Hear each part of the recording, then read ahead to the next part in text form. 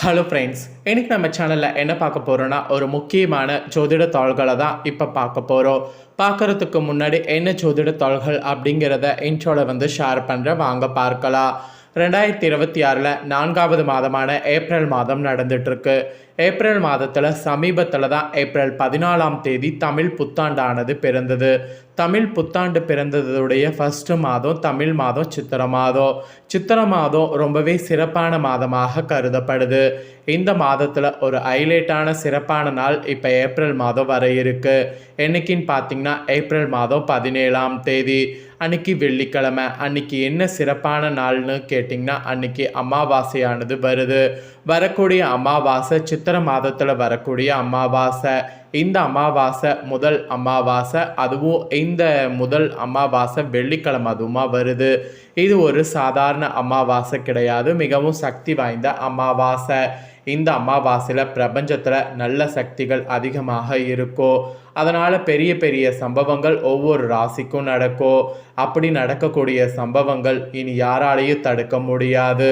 ஏன் கிரகங்களே இனி நினைச்சாலும் இது கண்டிப்பாக தடுக்க முடியாது, கண்டிப்பாக நடந்தே தீரும். ஸோ அப்படி என்ன நடந்தே தீரும் அப்படிங்கிற முக்கியமான விஷயங்களை தான் இந்த வீடியோவில் ஷேர் பண்ண போகிறேன். ஸோ வீடியோவை கண்டிப்பாக ஃபுல்லாக பாருங்கள். ஸோ எந்த ராசிக்கு பார்க்க போகிறோம் அப்படின்னு பார்த்தீங்கன்னா மகர ராசிக்காரங்களுக்கு பார்க்க போகிறோம். மகர ராசிக்காரங்களுக்கு இந்த அமாவாசையில் என்ன சம்பவம் நடக்கும் அப்படிங்கிறத சொல்ல போகிறேன். ஸோ மகர ராசிக்காரங்க உங்கள் ராசிக்கு என்ன பலன் அப்படிங்கிறத தெரிஞ்சு அதற்கேற்ப நடந்து பலன் பெறுங்க. அதோடு இது சித்திரை மாதத்தில் வரக்கூடிய அமாவாசை. இது சித்திரை அமாவாசை. இந்த அமாவாசையில் ஆன்மீக ரீதியாக இந்த பரிகாரம் நீங்கள் செய்தீங்கன்னா இது உங்களுக்கு நடந்தே தீரும். ஸோ ஆன்மீக ரீதியாக என்ன பரிகாரம் செய்யணும் அப்படிங்கிறத ஃபஸ்ட்டு சொல்கிறேன். ஸோ ஆன்மீக ரீதியாக என்ன பரிகாரம் செய்யணுங்கிறத முதல்ல தெரிஞ்சுக்குங்க. அதுக்கப்புறமேட்டும் உங்கள் ராசிக்கான பலன்கள் கிரகங்கள் மூலிமா என்ன கிடைக்குங்கிறத வாங்க பார்க்கலாம். ஸோ சித்திரை மாதத்தில் அமாவாசை தினமானது 17/4/2026 வரக்கூடிய வெள்ளிக்கிழமை வர இருக்கு. இந்த வெள்ளிக்கிழமை வரக்கூடிய அமாவாசை திதியை சரியாக பயன்படுத்தினால் உங்களுடைய வாழ்க்கையில் இருக்கக்கூடிய தீராத பிரச்சனையை சுலபமாக தீர்த்து விடலாம். அதற்கான ஒரு எளிய பரிகாரத்தை தான் இந்த வீடியோவில் சொல்ல போகிறேன். இந்த பரிகாரம் செய்ய ஒரு முக்கியமான பொருள் கொண்டு நீங்கள் முன்கூட்டியே வீட்டில் வைக்க வேண்டும். அதற்காக தான் முன்கூட்டியே இந்த வீடியோ. இந்த பரிகாரத்திற்கு நமக்கு தேவையான பொருள் ஒரே ஒரு பனை ஓலை. கிராமப்புறங்களில் இது சுலபமாக கிடைத்துவிடும். நீங்கள் நகர்ப்புறங்களில் இருந்தால் யாரிடமாவது சொல்லி இந்த பனை ஓலையை அமாவாசைக்குள் கொண்டு உங்களுடைய வீட்டில் வைங்க. அமாவாசை அன்னைக்கு பரிகாரம் செய்ய வசதியாக இருக்கும். அமாவாசை அன்று உங்களுடைய முன்னோர்கள் திதி தர்ப்பண படையல் வழிபாடுகள் எல்லாம் முடித்துவிட்டு குலதெய்வத்தை வேண்டி பூஜையில் ஒரு விளக்கேற்றி வைத்துவிட்டு இந்த பரிகாரத்தை ஸ்டார்ட் பண்ணுங்கள். எடுத்து வைத்திருக்கக்கூடிய பனை ஓலையில் உங்களுடைய பிரச்சனையை ஒரு வரியில் எழுத வேண்டும். உதாரணத்திற்கு கடன் தீர வேண்டும் என்றால் கடன் சும தீர வேண்டும்னு எழுதுங்க. திருமணம் நடக்க வேண்டும் என்றால் விரைவில் திருமணம் நடக்க வேண்டும் எழுதுங்க. வேலை கிடைக்க வேண்டும், தங்கம் வாங்க வேண்டும், வீடு வாங்க வேண்டும், குறிப்பிட்ட எந்த பிரச்சனை விலக வேண்டுமோ அந்த பிரச்சனையை உங்களுடைய வேண்டுதல் எதுவாக இருந்தாலும் அந்த பண ஓலையில் எழுத வேண்டும். முக்கியமான குறிப்பை எழுதாத பேனாவில் பண ஓலையில் மேலே எழுத வேண்டும். நீங்கள் எழுதியது அடுத்தவர்கள் கண்களுக்கு தெரியக்கூடாது. ஸோ அதனால் எழுதாத பேனாவுக்கு பதில் வேப்பங்குச்சி, நெல்லி மரத்துக்குச்சி, மாதுளை மரத்துக்குச்சி, இது போல் ஏதாவது மரக்குச்சி பயன்படுத்தி கூட அந்த பண ஓலையில் உங்களுடைய வேண்டுதலை ஒரு வரியில் எழுதி பூஜையில் வைக்கலாம். அமாவாசை அன்னைக்கு பண ஓலையில் வேண்டுதலை எழுதி பூஜையில் வைக்க வேண்டும். அடுத்த 15 நாட்கள் அந்த ஓலை பூஜையில் இருக்க வேண்டும். பௌர்ணமி திதி சித்திரை இதில் வரும்ல, அந்த சித்திரை பௌர்ணமி அன்னைக்கு அந்த பணவோலை எடுத்து நிலைவாசலில் கட்ட வேண்டும். மீண்டும் 15 நாட்கள் அந்த பணவோலை உங்கள் வீட்டு நிலைவாசலில் இருக்க வேண்டும். மீண்டும் வரக்கூடிய அமாவாசை நாளில் இரவு 9 மணிக்கு மேல் அந்த பணவோலை எடுத்து வீட்டுக்கு வெளியே நெருப்பில் கொளுத்து விட வேண்டும். இதை நீங்கள் சரியான முறையில் பின்பற்றி செய்து முடித்து விட்டால் அந்த பண ஓலையில் என்ன விஷயத்தை எழுதி எடுத்தீங்களோ அந்த வேண்டுதல் நிச்சயம் நடந்துவிடும். இது ஆதி காலத்து பரிகாரம், ஒரு பெரிய பிரபல ஜோதிடரால் சொல்லப்பட்ட பரிகாரம். அதை தான் உங்ககிட்ட ஷேர் பண்ணியிருக்கேன். செலவு எதுவுமே இல்லை, உங்களுடைய நன்மைக்காக மட்டுமே இந்த பரிகாரம் சொல்லியிருக்கேன்.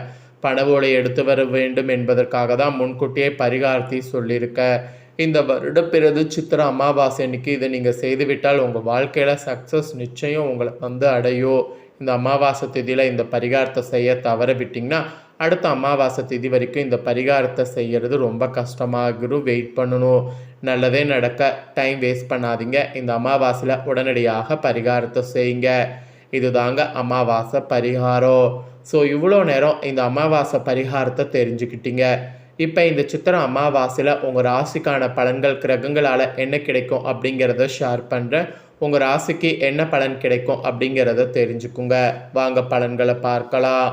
சேவை செய்வதையே குறிக்கோளாக கொண்டு வாழக்கூடிய மகர ராசி நேயர்களே, இந்த வருடம் பிறந்து சித்திரை மாத இந்த அமாவாசையில் கிரக நிலைகளை ஆராய்ந்து பார்க்கும் பொழுது தொடக்கத்தில் உங்கள் ராசிநாதன் சனி குடும்பஸ்தானத்தில் பலம் பெற்று சஞ்சரிக்கிறார்.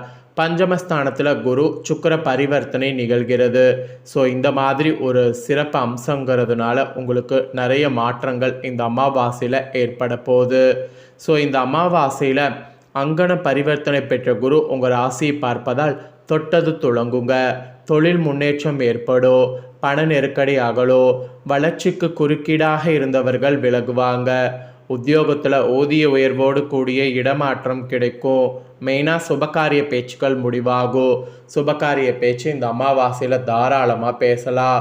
அப்புறம் இந்த சித்திரை அமாவாசையில் குரு சுக்கிர பரிவர்த்தனை இருக்குது. அதுவும் 27ஆம் தேதி வரைக்கும் இருக்குது. இது உங்கள் ராசிக்கு 3-12க்கு அதிபதியானவர் குரு. அவர் சகாயஸ்தானாதிபதி பரிவர்த்தனை ஆகக்கூடிய இந்த நேரத்தில் தொட்டது துளங்கும். தொழில் முன்னேற்றம் ஏற்படும். வழக்குகள்லாம் உங்களுக்கு சாதகமாக மாறும். வருங்காலம் பற்றிய பயம் அகலும். உடன்பிறப்புகள் வழியில் நடைபெறக்கூடிய சுபகாரியத்தை முன்னின்று நடத்தி பெருமையடைவீங்க.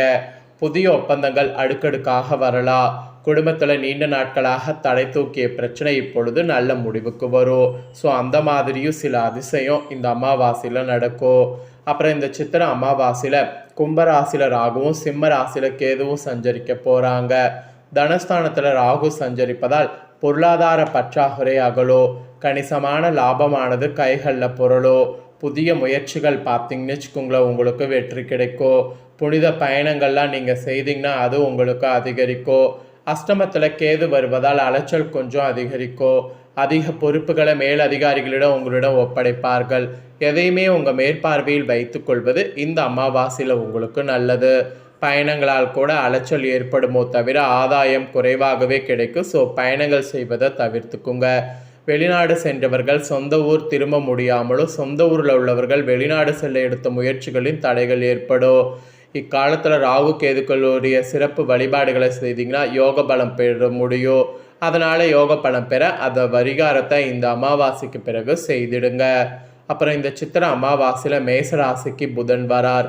அங்குள்ள சூரியனோடு இணைந்து புதத்திய யோகத்தை உருவாக்கிறார். உங்கள் ராசிக்கு 6, 9 ஆகிய இடங்களுக்கு அதிபதியானவர் புதன். அவர் அஷ்டமதிபதியோடு இணையக்கூடிய இந்த நேரம் நல்ல நேரம்தான்.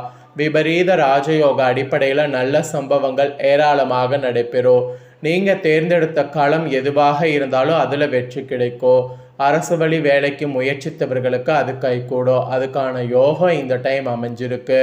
அதுக்கப்புறம் ஃபைனலாக இந்த சித்திரை அமாவாசையில் மிதுன ராசிக்கு குரு வர இருக்கிறார். அவருடைய பார்வை பதிக்கூடிய இடங்கள் புனிதமடைகிறது. எனவே குடும்ப ஒற்றுமையானது பலப்படும். உடன் பிறந்தவர்களால் நன்மையானது உண்டாகும். மெயினாக அதிகார பதவியை எதிர்பார்த்து காத்திருப்பவர்களுக்கு அது கைகூடும். கூட்டு குடும்பத்தில் ஏற்பட்ட பிளவு அகலும். ஆக மொத்தம் உங்களுக்கு நிறைய சாதனை படைக்கக்கூடிய நேரமாக இந்த அமாவாசை அமைகிறது. தொழில் சூடு பிடிக்கும். நல்ல சம்பவங்கள் நாளும் நடைபெறும். நாடு மாற்றம் வீடு மாற்றம் இனிமை தரும். ஸோ உங்களுக்கு இந்த கிரக மாற்றத்தால் இந்த மாதிரியான பலன் கிடைக்கும். ஆக மொத்தம் மகர ராசிக்கு பொது வாழ்வில் உள்ளவர்களுக்கு இந்த அமாவாசையில் நட்பால் நன்மை உண்டு. தொழில் மற்றும் வியாபாரம் செய்பவர்களுக்கு தொல்லை தந்தவர்கள் விலகுவாங்க. உத்தியோகத்தில் உள்ளவர்களுக்கு ஊர் மாற்றம் தேடி வரும். கலைஞர்களுக்கு கௌரவம் உயரும். மாணவ மாணவிகளுக்கு மதிப்பெண் உயர ஆசிரியர் வழிகாட்டுவார். பெண்களுக்கு பிரச்சனைகளிலிருந்து விடுபட்டு நிம்மதி கிடைக்கும். பொருளாதார நிலை திருப்தி தரும். ஸோ இதுதான் பலன்கள் என்பது உங்களுக்கு குறிப்பிடப்பட்டிருக்குங்க. ஸோ இந்த பலன்களை தெரிஞ்சிருப்பீங்க. தெரிஞ்சதுக்கேற்ப நடந்து பலன் பெறுங்க. இந்த ஒரு வீடியோவை இப்போ நீங்கள் பார்த்து முடிச்சுட்டு இது உடனே லைக் பண்ணி உங்கள் ஃப்ரெண்ட்ஸ் ஃபேமிலிக்கு ஷேர் பண்ணுங்கள். உங்கள் ஃப்ரெண்ட்ஸ் ஃபேமிலியில் இருக்கிறவங்களும் வீடியோ பார்க்கட்டும். அவங்களும் உங்களை போல் மகர ராசிக்காரங்களாக இருந்தாங்கன்னா இந்த முக்கியமான தாள்களை தெரிஞ்சு இதற்கேற்ப நடந்து பலன் பெறட்டும். இதே போல் புதிய அப்டேட்டான நிறைய வீடியோ நம்ம சேனலில் போடப்படும். அதே எல்லாமே உடனுக்குடனே தெரிந்து கொள்ள மறக்காமல் நம்ம சேனலை சப்ஸ்கிரைப் பண்ணுங்கள், கூட பெல் பண்ண ப்ரெஸ் பண்ணுங்கள்.